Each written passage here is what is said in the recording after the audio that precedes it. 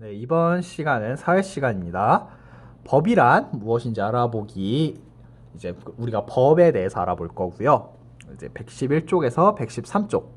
양이 적죠. 왜냐면 한 교시짜리이기 때문이에요. 배워보도록 하겠습니다. 우선 개념을 정의하고 갈게요.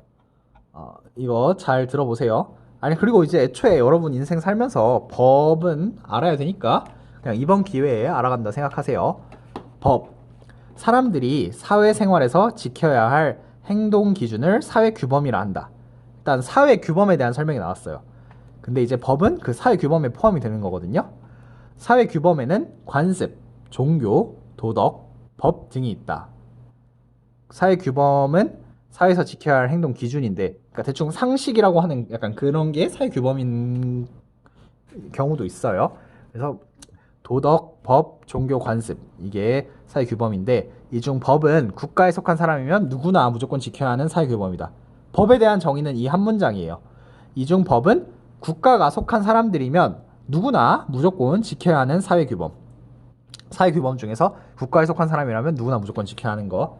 법의 성격은 이제 다른 사회규범이랑 다르게 안 지키면은 처벌이 있어요. 벌금, 뭐 아니면 이제 징역형 이렇게 갈 수도 있죠. 법은 다른 사회규범과 달리 국가가 강제적으로 지키도록 요구하는 특징이 있다. 또한 법은 인간 내면의 동기와 양심을 중시하는 도덕과는 달리 외적으로 보이는 행동을 규율화하며 이를 지키지 않는 경우 일정한 제재를 받는다. 법은 고정불변의 절대적인 규범이 아니라 사회의 변화에 따라 달라질 수 있는 가변성을 갖는다.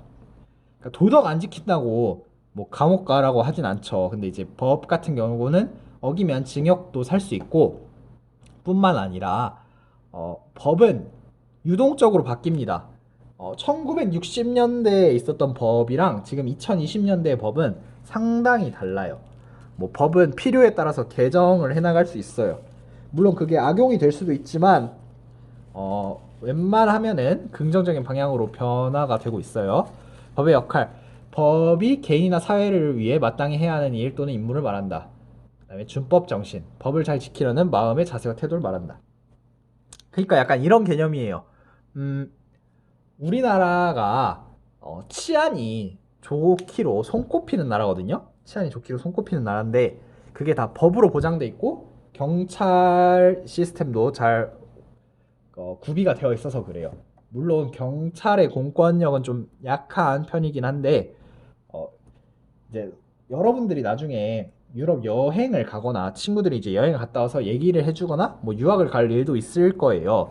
그럼 이제 친구들이 공통적으로 하는 말이 뭐 영국이든 프랑스든 이탈리아든 뭐 북유럽 쪽이든 뭐 어디든 간에 뭐 우리나라는 그런 게 있어요. 그 카페에 가방을 놓고 갔는데 이제 나가서 한 1시간 있다 생각이 나서 찾으러 가도 그 자리에 있는 경우가 꽤 많아요. 근데 이제 유럽은 카페에서 가방을 놓고 화장실 가면은 없어져 있는 경우가 상당히 많아요. 그거는 약간 법과도 좀 법 단순 법으로만 따질 게 아니라 법이랑 약간 사회 규범이 합쳐진 개념이지만 어찌 됐건 우리나라는 좀 더 준법 정신이 강하고 약간 그런 절도가 좀 덜 일어나는 편이에요. 뭐 유럽은 소매치기도 많죠. 근데 이제 여러분들이 유럽 여행할 때 뭐 네이버 같은 거 검색해 보면 소매치기 이런 얘기 많이 나오는데 우리나라에서 소매치기 거의 상상하기 힘들죠. 그래서 그거는 이제 단순히 법만 있는 건 아니지만 어찌 됐건 법과 사회 규범이, 그리고 또 우리나라가 법과 치안이 좋은 거, 이런 복합적인 요소가 합쳐져서 있는 일이에요. 그럼 이제 본격적으로 교과서 내용 알아보도록 하겠습니다. 111쪽의 그림입니다. 도로에서 지켜야 할 규칙. 이제 뭐 보니까 이제 이 자동차 이거 횡단보도, 그리고 이제 여기 신호등이 안 보이지만 있겠죠. 신호등이 있으니까 신호가 바뀌고 횡단보도를 건너갈 거고 차가 멈춰 있겠죠. 이 정차선도 잘 지켰고. 그래서 이제 자동차를 타고 가면서 지켜야 할 규칙엔 어떤 것이 있나요? 뭐 신호 지키고 정차선 지키고 하는 게 있겠죠. 그 다음에 속도 지키고, 다음에 도로에서 길을 건너며 지켜야 하는 규칙엔 어떤 것이 있나요? 원칙적으로는 횡단보도 위로만 다녀야 겠죠. 그리고 이제 규칙이라면 규칙이고 아니면 아닌 건데, 약간 시간이 엄청 촉박하게 남았을 때는 다음 신호를 기다리는 게 원칙적으로 맞죠. 그래서 여러분들 그런 생각 해봤을 거예요. 선생님도 느끼는 건데, 막 마음이 급하고 사람이 급한 건 알겠어. 근데 이제 신호 바뀌기 한 2초 남았는데 달리기가 빠른 것도 아닌 사람이 막 빨리 가는 척을 하면서 막 횡단보도를 건너기 시작해. 그럼 2초가 당연히 지나죠? 신호가 바뀌지. 그럼 신호가 바뀌어서 차가 가야 되는데 그 한 사람 때문에 차 몇십 대가 못 가요.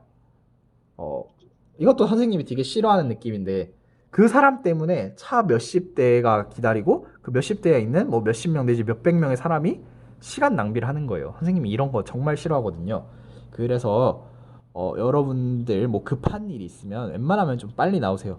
진짜 어쩔 수 없이 하면은 그렇게 시간이 촉박할 때 뛰어가는 것도 되는데 뛰어갈 거면 좀 빨리라도 뛰어가세요. 막 느릿느릿 걸어가는 사람들 보면은 선생님도 감정과 욕구 조절을 항상 해야 한다 하지만 화가 치밀어 오를 때가 있어요. 법의 성격 알아보기 112쪽입니다. 교통신호를 위반하셨습니다. 신분증을 보여주세요. 보니까 초록불이고 뭐 주정차선 당연히 안 지켰고 횡단보도에 걸쳐서 멈춰 있죠. 당연히 신호 위반했죠. 사람들이 도로 위에서 규칙을 지키지 않으면 어떤 일이 일어날까요? 이제 여러분들이 횡단보도를 안전하게 건널 일은 없어지겠죠. 거의 뭐 차를 피해서 가는 약간 핸드폰 게임. 선생님이 뭐 우리 등교 계약 때문에 말했죠. 뭐 코로나 때문에 서로 최대한 접촉 안 하게 이렇게 피해 다녀라. 그것처럼 자동차 피하기 게임이 시작되는 겁니다. 도로에서 규칙을 어기는 사람에게 아무런 제재가 없다면 어떻게 될까요? 자동차가 무조건 필수가 되겠죠. 그리고 네. 그 다음에 이제 그대로 112쪽 아래에 있는 그림이에요. 어린이 통학버스고 뭐 그림 보니까 갑자기 후진을 하나 봐요. 어린이 교통사고를 줄이고자 2014년 어린이 통학버스 뒤쪽에 카메라를 반드시 설치하도록 법으로 정했어요. 사고를 방지하기 위해 법을 제정했나 봐요. 국가에서 모든 사람이 지켜야 하는 규칙을 만든 까닭은 무엇일까요? 뭐 국민을 위해서 오겠죠. 대부분은.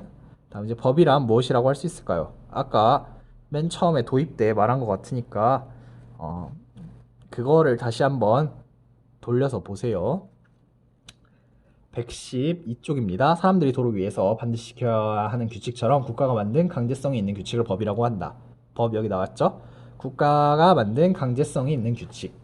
법은 사람들이 사회생활에서 지켜야 할 행동 기준으로서 이를 어겼을 때 제재를 받는다. 제재는 이제 지키지 않았을 때 제한하거나 금지하는 것 이런 걸 받아요. 말했죠? 아까 선생님이 말했던 것처럼 벌금, 뭐 징역형 이런 걸 받아요. 법이 사회의 변화에 맞지 않거나 인권을 침해할 때는 법을 바꾸거나 다시 만들 수 있다. 법은 아까 선생님이 개정이 가능하다 했죠. 뭐 이거는 뭐 여러분들 충분히 답변할 수 있을 거예요. 스스로 그냥 답변할 수 있는지만 체크해보고 넘어가도록 하겠습니다. 다른 규범과 비교하여 법의 성격 알기 113쪽이에요. 이웃 어른을 보고 인사하지 않는 거. 네, 도덕과 관련된 거고 아무런 제재가 없어요. 다만 이제 뭐 불이익이 있다면 이웃 어른이 좀 탐탁치 않게 생각하겠죠. 다음 학교의 물건을 훼손하는 거. 이거는 학교 물건이라서 법적으로 뭐 그런 거가 있진 않을 거예요. 여러분이 놀다가 부순 거면. 근데 이제 막 어른이 와가지고 갑자기 방망이 들고 와가지고 학교 창문을 다 깨부순다. 법이 적용이 되죠. 하지만 이런 거는 여러분 부모님이 배상해야 할 수도 있지만 그러니까 법이 있긴 있어요. 있긴 있는데 여러분이 놀다가 깨트린 거면은 그냥 넘어갈 수도 있겠지만 어쨌든 법은 있습니다. 그래서 막 갑자기 방망이 들고 와서 창문 다 깨부수고 이러면 안 돼요. 다음 이제 횡단보도가 아닌 곳에서 길을 건너는 것. 이건 당연히 법으로 있는데 이런 경우는 많죠. 선생님도 뭐 이러지 않는다고 말을 못 합니다.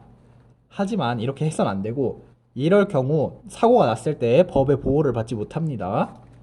버스를 탈 때 줄을 서지 않는 거. 뭐 새치기야 하는 사람 엄청나게 많죠. 특히 네. 뭐 할 말이 많지만 아끼도록 하겠습니다. 어쨌든 이런 거는 도덕의 문제고 뭐 크게 제재를 받지 않는데 싸움이 날 수도 있겠죠. 다음 돈을 내지 않고 물건을 가져가는 거. 바로 큰일 납니다. 형제끼리 다투는 거. 별로 큰일 안 나죠. 네, 그래서 속성 검토 및 개념 정리. 얘네는 도덕의 영역이에요. 얘네는 법의 영역입니다. 법은 지키지 않았을 때 제재를 받는다는 점에서 사람들이 자율적으로 지키는 도덕과 구별된다. 누구나 무조건 지켜야 하는 강제성이 있다. 강제성이 있는 것 중에서 세 번째 거 빼고는 그래도 사람들이 해도 큰 벌은 안 받을 수 있는데 어쨌든 법으로는 제정이 되어 있습니다. 그래서 과제는 교과서 113쪽까지 여러분이 풀어서 제출하는 것으로 하고 이상으로 수업 마치도록 하겠습니다. 여러분 수업 마칠게요. 빠이빠이.